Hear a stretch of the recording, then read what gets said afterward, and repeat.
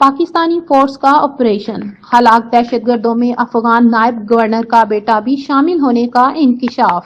جنوری کے آخر میں سیکورٹی فورس کے آپریشن میں مارے جانے والے فتنہ الخوارج کے دہشت گردوں میں افغانستان کے صوبہ بگدیش کے نائب گورنر مولوی غلام محمد احمدی کے بیٹے نے شامل ہونے کا انکشاف ہوا ہے۔ 30 اور 31 جنوری کی درمیانی رات ڈیرہ اسماعیل خان کی تحصیل کلاچی میں سیکورٹی فورس کے آپریشن میں فتنہ الخوارج کے 4 دہشت گردوں کو جہنم وصل کیا گیا۔